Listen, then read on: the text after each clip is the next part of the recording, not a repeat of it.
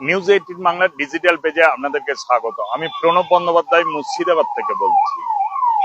সাত সকালেই ইডির হানা সাগরদিঘির হরহরিতে।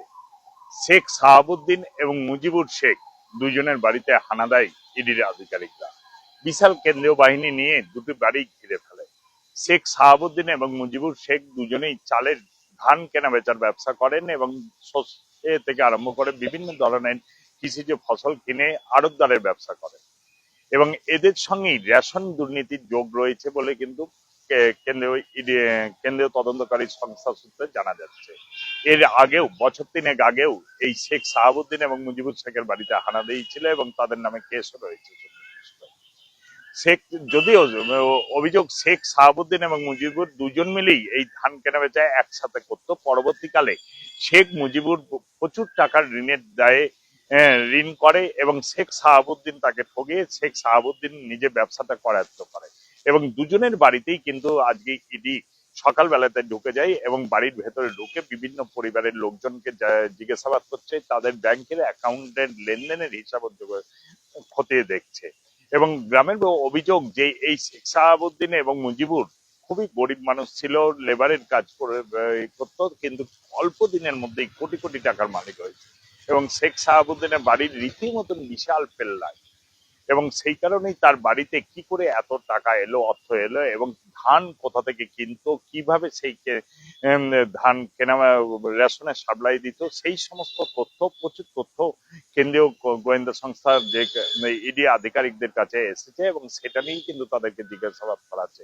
তবে বিশেষ সূত্রে জানা যাচ্ছে শেখ সাহাবুদ্দিন তার বাড়িতে নেই, তবে তার পরিবারের লোকদেরকে জানা যাচ্ছে।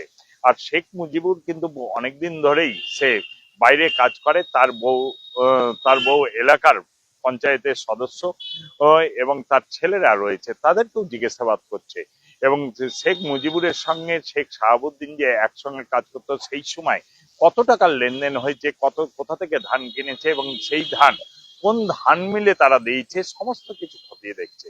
শুধু কি ধান কেনা না, এর পেছনে আরো অনেক কিছু রয়েছে, সমস্ত কিছু কিন্তু খতিয়ে দেখছেন কেন্দ্রীয় গোয়েন্দা সংস্থার আধিকারিকরা।